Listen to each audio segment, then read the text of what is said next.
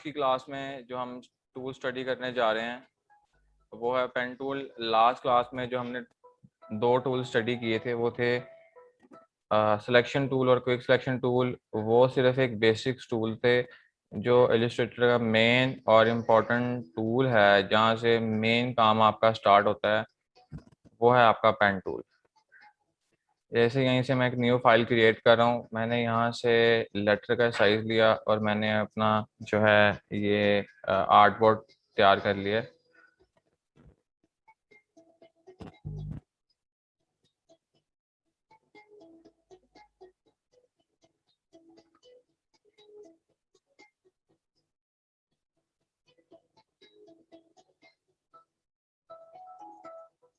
ये work space आपके सामने है। मैंने आपको पहले भी बताया था, राइट साइड पे आपके पैनल्स होते हैं और लेफ्ट साइड पे आपके टूल बार है। और इसमें जो टूल्स आज हम स्टडी करने जा रहे हैं वो ये आपके सामने ये पेन टूल है। ये इलस्ट्रेटर का जो है सबसे एक इम्पॉर्टेंट और मेन टूल है। इसका सबसे ज़्यादा यूज़ है इलस्ट्रेटर में। इसका भी सेम ही प्रोसीजर है इसको यूज़ करने का, और सेम ही इसका मकसद ये है कि ये शेप्स बनाने के लिए यूज़ होता है। तो सबसे पहले हम स्टार्ट करते हैं। जब आप ये टूल को सिलेक्ट करें जब आप ये टूल को सिलेक्ट करेंगे, यहाँ तो आप टूल बार से इसको सिलेक्ट कर सकते हैं क्लिक करके। यहाँ तो फिर आप जो है इसको यहाँ से अपने कीबोर्ड के ऊपर इसका शॉर्टकट की है पी, इसको क्लिक करेंगे तो आप जो है इसको सिलेक्ट कर सकते हैं। अगर मैं ये प्रेस करता हूँ तो ये मेरा डायरेक्ट सिलेक्शन टूल सेलेक्ट हो गया है। अगर मैं पी प्रेस कर रहा हूँ तो आप लेफ्ट साइड पे देख सकते हैं कि उसके ऊपर होवर हो गया है, वो चीज़ हाईलाइट हो गई है कि मैंने अपना जो है पेन टूल सेलेक्ट किया हुआ है। पेन टूल पे काम करने से पहले मैंने लास्ट क्लास में आपको पहले भी गाइड किया था कि आपने अपने विंडोज के पैनल में जाके चेक करना है कि जो है आपकी पैटर्न ऑप्शंस, आपका पाथ फाइंडर, ये चीज़ अनचेक है जी, बिल्कुल ही अनचेक है, इनको आपने अनचेक कर देना है। उसके बाद तो आपकी आज की क्लास से शुरू करते हैं। ये आपके सामने देख रहे हैं, ये मैंने अपनी आर्ट बोर्ड के ऊपर क्लिक किया। जब मैंने इसको क्लिक किया तो ये आप देख सकते हैं कि आपके सामने ये एक पाथ मेरे आगे क्रिएट हो गया है। ये आप इसको जहां मर्जी होवर कर सकते हैं, जहां आपका दिल करता है आप इसको स्क्रीन के ऊपर पॉइंट कर सकते हैं। अब जबकि मेरे सामने एक ये लाइन है, ठीक है, मैंने पेन टूल की मदद से इसको इसके पाथ को इसको मैंने पाथ दिया। मैंने स्क्रीन के ऊपर दोबारा क्लिक किया, ये एक पाथ क्रिएट हो गया। उससे नेक्स्ट उसने फिर मेरे जो है मेरे ही पेन टूल के जरिए एक और पाथ मुझे क्रिएट करके दे दिया है। इसको मैं लेफ्ट साइड अप डाउन जहां चाहूँ इसको मैं होवर कर सकता हूँ, इसको बना सकता हूँ। आपके सामने ये देख रहे हैं, आप जब तक चाहें जैसे चाहें इस पाथ को आप चला सकते हैं। जब आप इस पाथ को खत्म करना चाहते हैं तो जब आप जहां से आपने शुरू किया था आप उस पॉइंट के ऊपर वापस आएंगे तो आपके सामने आप देख रहे होंगे कि ये एक छोटा सा जो है इस शेप के ऊपर एक रेक्टेंगल बना हुआ है। इसका मतलब ये है कि यहाँ पे आपका पाथ एंड हो गया है। यहीं से आपने अपने पाथ को शुरू किया था और यहीं से आप अपने पाथ को एंड कर रहे हैं। जब आप इसके ऊपर क्लिक करेंगे तो ये देखें, ये आपका पाथ खत्म हो जाएगा और ये आपको आपके सामने अब ये पाथ नहीं है, अब ये एक शेप बन गई है जिसके अंदर आप डिफरेंट कलर्स को फिल कर सकते हैं। आपको मैं एक और एग्जांपल दूंगा। मैं दोबारा से पेन टूल ले रहा हूँ। मैंने पेन टूल लिया, मेरे सामने ये फिर दोबारा से होवर कर रहा है। जहां भी चाहूँ मैं लाइन ड्रॉ कर सकता हूँ। अगर आप चाहते हैं कि पेन टूल की मदद से आप अपनी लाइन को सीधा रखना चाह रहे हैं, या इस टूल से जब आप वर्क कर रहे हैं, ये टूल सबसे पहले मैं आपको ये बता दूं कि ये टूल दो चीज़ों के लिए बहुत इस्तेमाल होता है। एक ये शेप्स बनाने के लिए और दूसरा इसका पर्पस है ट्रेसिंग।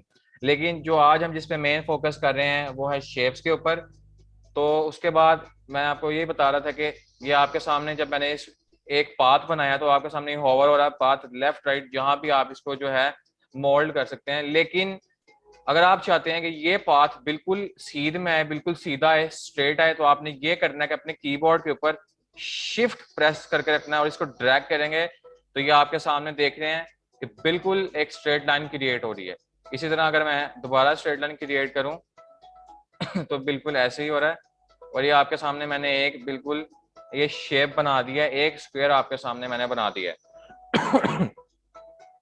ये था बिल्कुल एक बेसिक सा इंट्रोडक्शन पेन टूल के बारे में। अब आते हैं थोड़ा सा जो है इसका एक कॉम्प्लिकेटेड चीज है, ये आपको गौर से सुनना है। जब आप कोई भी लाइन या कोई भी पाथ ड्रॉ कर रहे हैं, अगर आप चाहते हैं कि यार मैं यहां से अपने पाथ को एक टर्न दे दूं, इसको कर्व कर दूं, तो आपने ये करना है कि जब एक पॉइंट से आपका पाथ शुरू हो रहा है तो दूसरे पॉइंट पे जहां भी आप उसको कर्व करना चाह रहे हैं, लेफ्ट राइट ऊपर नीचे जहां भी, आपने उस पॉइंट पे इसको सेट करना है। आपने अपने माउस को क्लिक करके रखना है।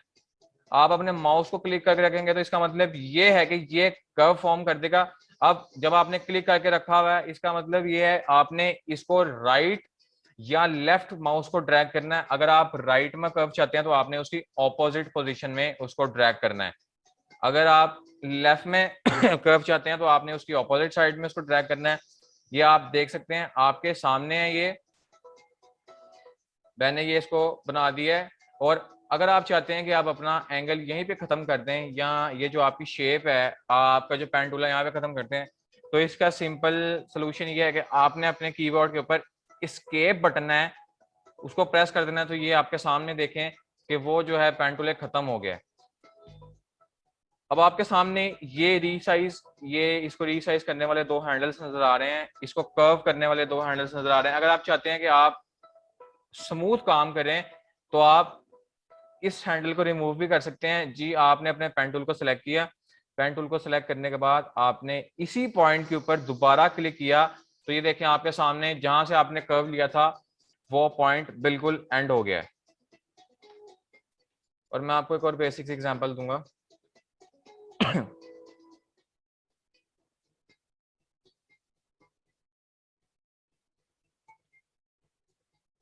मैंने अपना पेन टूल सिलेक्ट किया, मैंने यहां से इसको नीचे स्ट्रेट ड्रैग किया। ड्रैग करने के बाद मैंने अपने माउस को होल्ड करके रखा। मैंने अपने माउस को छोड़ा नहीं है, मैंने इसको क्लिक करके रखा हुआ है। और मैं जो है लेफ्ट साइड पे कर्व बनाना चाह रहा हूँ। इसका मतलब ये है कि मैं इसको उसके ऑपोजिट ही ड्रैग करूंगा। जब मैंने उसको ड्रैग किया ऑपोजिट, उसको ड्रैग करने के बाद मैंने उसको रिलीज किया। रिलीज करने के बाद मैं चाह रहा हूँ कि ये जो मेरा रीसाइज हैंडल है ये मुझे तंग ना करे, मेरा काम स्मूथ करने दे। तो मैं यहाँ से इसको क्लिक करूंगा। इसको क्लिक करने के बाद मैं सेम शिफ्ट को प्रेस करके ऊपर आऊंगा। यहाँ से फिर मैं दोबारा जो है इसको पुश करके रखूंगा। माउस को छोड़ना नहीं है आपने बिल्कुल भी। मैं इसको राइट साइड पे फिर ड्रैग करूंगा ताकि जो है आप अपनी एक कर्व बना सकें। ये आप देख सकते हैं आपके सामने एक ये शेप है।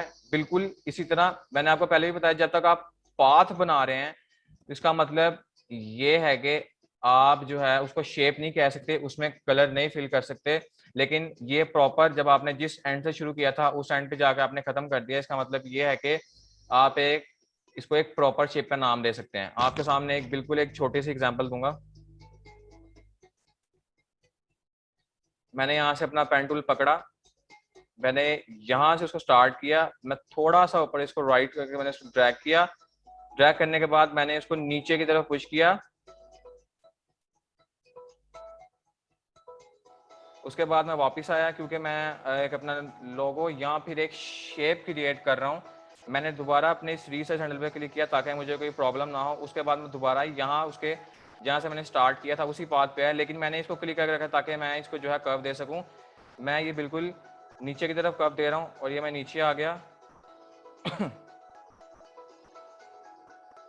ये मैंने शेप क्रिएट कर दिया। आप ये अपने सामने देख सकते हैं कि ये नाइकी ब्रांड का ये लोगो है। ये इसी तरह इस पेन टूल से क्रिएट किया गया है और ये आप अपने सामने देख सकते हैं। ये पेन टूल इसलिए इम्पोर्टेंट है, मैंने आपको पहले भी बताया था कि ये शेप्स बनाने के लिए और दूसरी बात ट्रेसिंग के लिए बहुत ही मेन रोल प्ले करता है इलस्ट्रेटर के अंदर। उसके बाद अगर आप चाह रहे हैं कि आपने एक अपनी शेप को सिमेट्रिकल रखना है, मतलब अगर आपने अपनी शेप का आधा हिस्सा बना दिया और दूसरा हिस्सा आप उसको सही तरीके से नहीं बना पा रहे, आप चाहते हैं कि उसकी लेंथ उसका साइज बिल्कुल एक जैसा हो, तो आपके पास इसमें इलस्ट्रेटर आपको स्केल की भी जो है एक फैसिलिटी प्रोवाइड करता है, एक टूल प्रोवाइड करता है। आपने करना ये है कि आपने अपने व्यूज के पैनल में जाना है।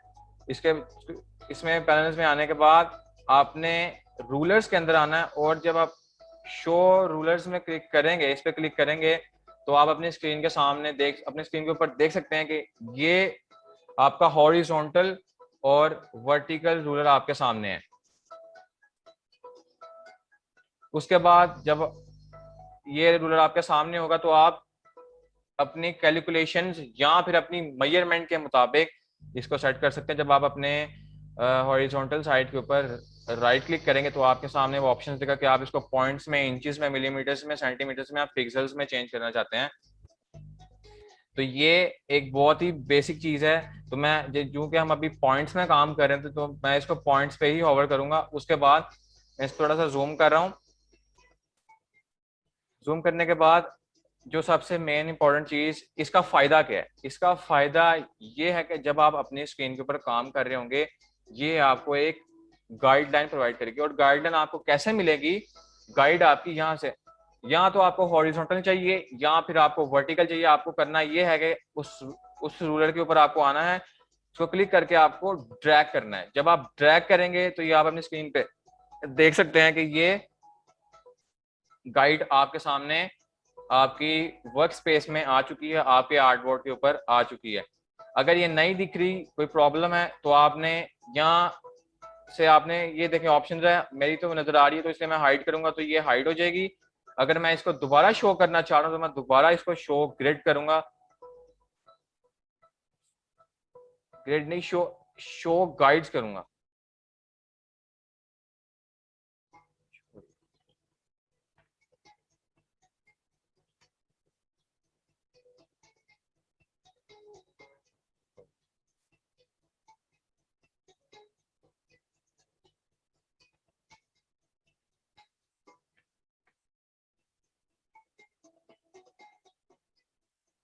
ये आपके सामने है, ये आपकी गाइड है। अगर ये आपको नहीं शो हो रही, आपने राइट क्लिक करना है, तो ये आपके सामने हाइड गाइड्स है। क्योंकि मेरी तो नजर आ रही है इसलिए हाइड गाइड्स का ऑप्शन दे रहा है, इसको मैं हाइड कर सकता हूँ। इसको दोबारा मैं जो है इसको शो गाइड्स भी कर सकता हूँ। ठीक है, अगर वर्टिकल तो मेरे पास है, अगर आपको हॉरिजॉन्टल भी चाहिए तो आप उसको उसी तरह ड्रैग कर सकते हैं ऊपर से। अगर आप किसी ग्राफ पे काम कर रहे हैं या आपको चारों साइड या चारों वर्टिक्स पे काम करना है, तो आप इसी तरह ये दोनों गाइड्स को यूज कर सकते हैं, वर्टिकल और हॉरिजॉन्टल। उसके बाद मैं आपके सामने एक एग्जांपल रखूंगा।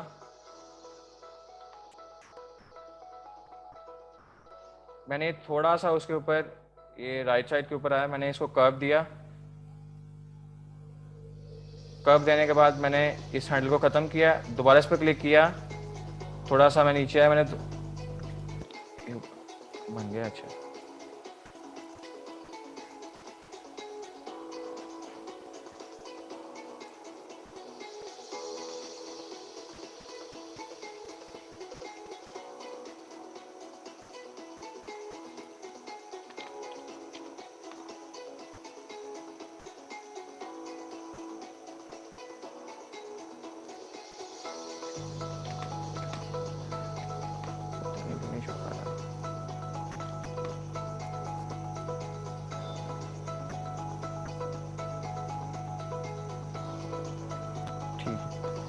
ये आपके सामने देख सकते हैं, ये मैंने हाफ शेप बना दी है। अब कलर नहीं है ना इसमें,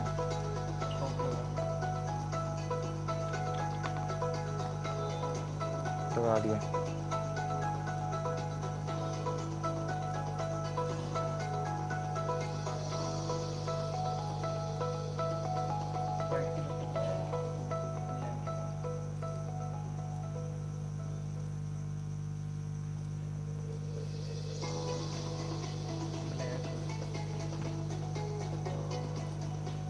ये मैंने आपके सामने एक हाफ शेप क्रिएट किया है, लेकिन आपकी जो गाइडलाइन है वो दरमियान में है। अगर आप चाहते हैं कि इसी शेप को आप कॉपी पेस्ट कर दें, उसी सेम साइज की शेप आप जो है राइट साइड पे करके इसको प्रॉपर एक शेप में कन्वर्ट कर दें, तो आपको करना है कि आपने इस शेप को क्लिक करना है। इसको करने के बाद आपने इसको राइट क्लिक करना है। राइट क्लिक करने के बाद आपके सामने ये ट्रांसफॉर्म का ये देखिए, जब आप इस पर होवर करेंगे तो आपके सामने डिफरेंट ऑप्शंस हैं, मूव की, रोटेट की, रिफ्लेक्ट की, स्केल की, शेयर की। आपने ऐसा करना है कि आपने रिफ्लेक्ट के ऊपर क्लिक करना है। जब आप इसको क्लिक करेंगे तो ये आप देख सकते हैं आपके सामने कि विंडोज खुल गई है, एक अलग हॉरिजॉन्टल वर्टिकल यहाँ पर एंगल।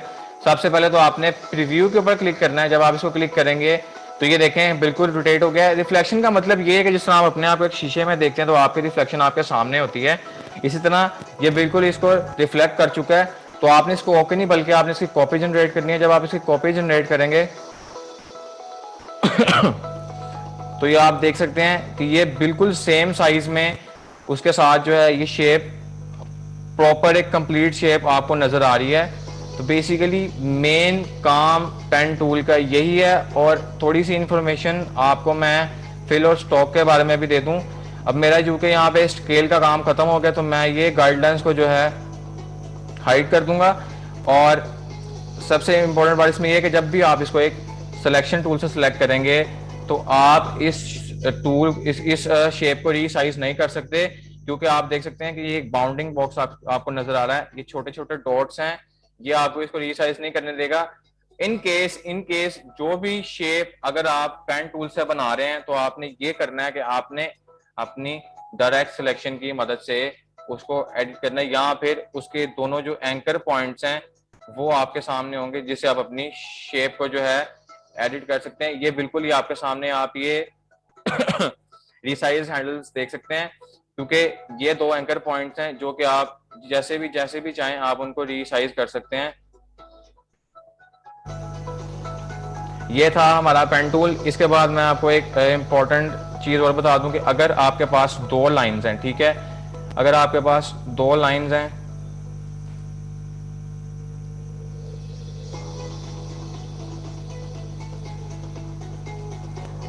और आप चाहते हैं कि इन लाइंस को आप ज्वाइन कर दें, ज्वाइन करने का मतलब ये है कि आप इन दोनों को एक प्रॉपर एक सिंगल शेप में मर्ज कर दें। तो आपको करना है कि सबसे पहले आपने इन दोनों लाइंस को बिल्कुल जितना आप ला सकते हैं आपने इनको करीब लेके आना। जब आप करीब लेके आएंगे तो आप इसको पास फॉरवर्ड करके देख सकते हैं, लेकिन ये प्रॉपरली इसमें मर्ज नहीं हो रहा। आपने करना ये है कि सिलेक्शन टूल नहीं, डायरेक्ट सिलेक्शन टूल का इस्तेमाल करना है। आपके पास कीबोर्ड के उसका शॉर्टकट ए है। जब आप ये कर लेंगे तो आपने ये दोनों एंड्स को सिलेक्ट करना है। इन दोनों को सिलेक्ट करने के बाद आपने राइट क्लिक करना है। यहाँ पे एवरेज का एक ऑप्शन है, आपने इसको क्लिक करना है।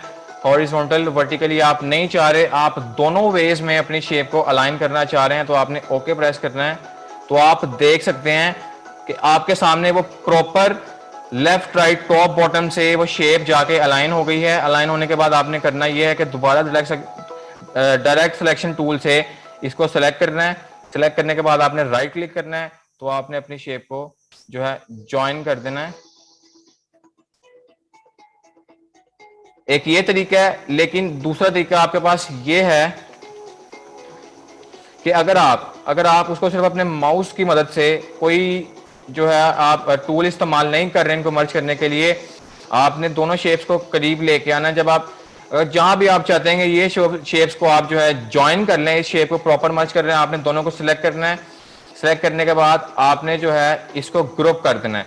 ग्रुप करने का मतलब ये है कि ये दो डिफरेंट शेप थी जो अब मर्ज हो गई हैं।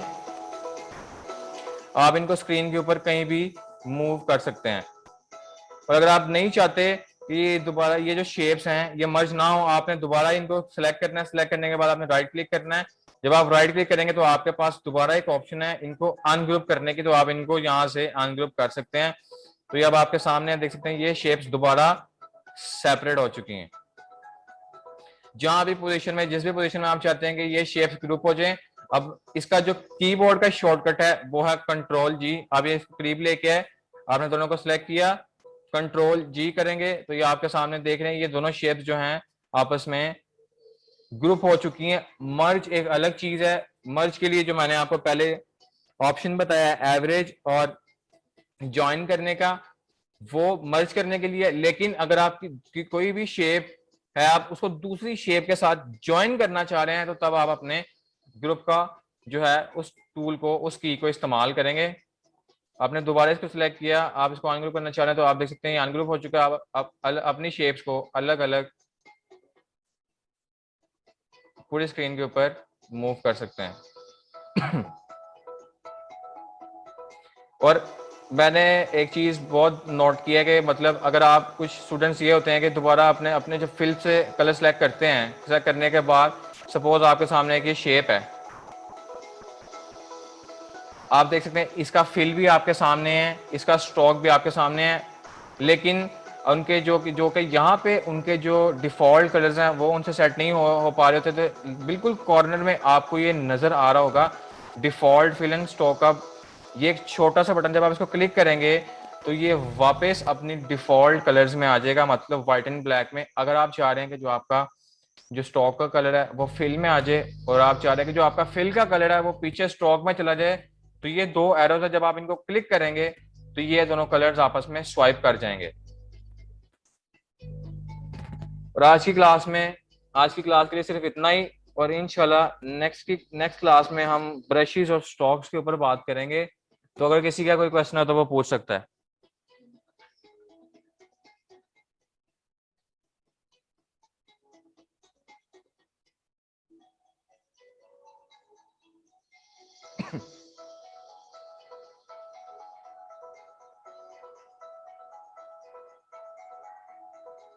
मैंने आपको इक्वल करने के लिए नहीं कहा, मैंने आपको ये कहा कि अगर आप उनको ग्रुप करना चाह रहे हैं, जोड़ना चाह रहे हैं, इक्वल तो आप खुद करेंगे ना, जोड़ तो आप उनको किसी भी एंगल पे सकते हैं। जी। जो जब आप किसी चीज किसी भी शेप को अगर इक्वल करना चाह रहे हैं, उसके लिए जो मैंने आपको स्केलिंग का मेथड बताया, वो मेथड आप उसमें यूज करेंगे। आप हॉरिजॉन्टली या वर्टिकली उसको जो है इक्वल करना चाह रहे हैं। फर्स्ट पेज पे जाना है, वापस how to go, first page पे जाना है। देखिए फर्स्ट पेज पे आप अपने जो है क्या कहते हैं वर्क स्पेस पे फर्स्ट पेज पे नहीं जा सकती, लेकिन आप अपने स्टेप्स को रिवर्स जरूर कर सकती हैं। जब आप अपने कीबोर्ड के ऊपर कंट्रोल जी प्रेस करेंगी तो ये आप अपनी स्क्रीन पे देख रही हैं, ये स्टेप बैक होता जा रहा है। प्रॉपर एक वर्क स्पेस जो है, ये जो जो मैंने स्टेप किए थे वो सारे जो हैं अनडू होते जा रहे हैं, खत्म होते जा रहे हैं।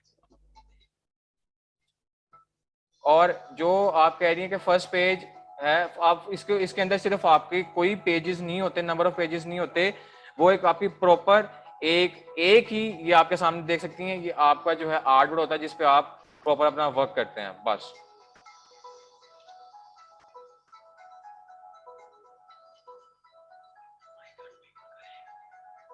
जी, और किसी का कोई क्वेश्चन है तो कोई माइक अपना अनम्यूट करके पूछ सकता है।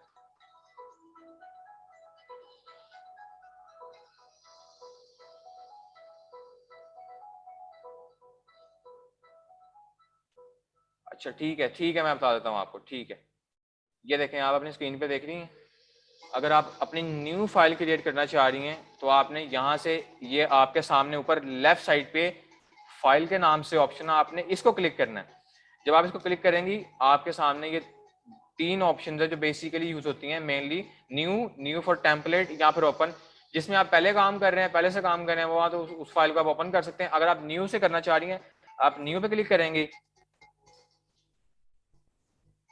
ये देखें, ये आपके सामने डॉक्यूमेंट है, यहाँ से सेव्ड, ये सारे साइजेस आपके सामने, जो मैंने पहली क्लास में जो है पूरा इसके बारे में बताया था, ये सारे साइजेस आपके सामने हैं। जिस साइज पे आप काम करना चाह रही हैं, आपने आगे उस साइज में सिलेक्ट किया। मैं लेटर पे काम कर रहा हूँ, मैंने सपोज अगर A4 को सिलेक्ट किया है, मैं यहाँ से पॉइंट्स में काम कर रहा हूँ। यहाँ से अपने अपनी मर्जी के मुताबिक आप इसको नेम दे सकती हैं। उसके बाद जो है आप नंबर ऑफ आर्ट बोर्ड्स भी इंक्रीज कर सकती हैं। जब आप इसको क्रिएट पे क्लिक करेंगी तो ये आपके सामने एक नया पेज जो है वो क्रिएट हो जाएगा।